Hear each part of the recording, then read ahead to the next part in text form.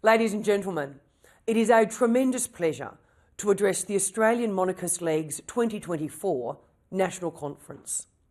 The reason I'm so pleased to have the opportunity to talk about our constitutional monarchy is because it is an opportunity to talk about the things that unify our great country. Because in the last year, we've faced some extraordinary challenges. The voice, which would have made unprecedented changes to our constitution, dividing Australia on the basis of race.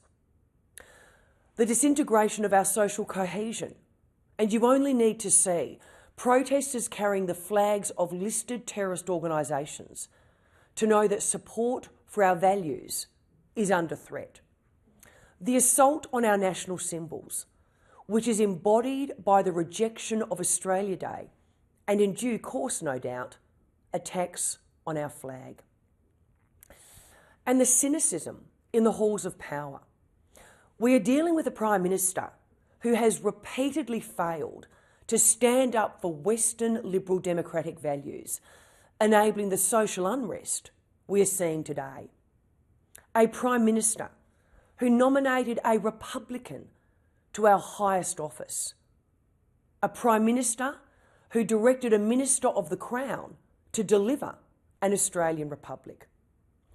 My friends, our system of constitutional monarchy is the antithesis of those things. It is the values and strength that we are embedded in our system that make Australia the envy of the world. Our national anthem used to describe Australia as young and free. Under the former coalition government, those words were amended, and we now quite rightly describe ourselves as one and free.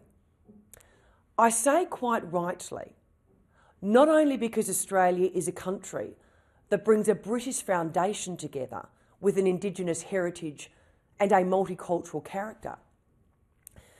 It often escapes attention that Australia is the sixth oldest continuous democracy in the world. Our country was not born in conquest or revolution, but in peace and with a vote. We, as the peoples of 6 colonies spread across a vast continent, agreed to unite in one federal commonwealth, and the very first clause of our constitution establishes a commonwealth. Parliament that consists of the Senate and the House of Representatives under the Crown. It is a system which has generated tremendous stability, which in turn fosters prosperity and peace. It is also a system that guarantees liberty. One of the blessings of our Constitution is that it entrenches an apolitical sovereign, ensuring that people have the freedom to choose who, in effect, governs us. It is no mistake that the Charter of the Commonwealth expressly recognises the inalienable right of individuals to participate in democratic processes through fair and free elections. Finally, and perhaps most importantly, the monarchy unifies us. We live in a polarised world, and we have one institution that is about bringing us together. One about service, not power. One about the timelessness of our story, rather than the divisions of today.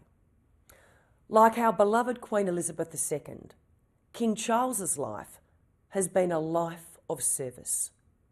Even now, despite an extremely grave diagnosis, he consistently puts others ahead of himself. In the next generation, the Princess of Wales is doing the exact same thing. Their example of service before self is a model to which we should all aspire. So my message to you is very simple. Carry on. Carry on telling the story, particularly to our younger Australians. The story about values and strength, and pride in a system that brings us together and provides us with stability, prosperity, and freedom. I wish you all the very best for your annual conference. Thank you, and God save the King.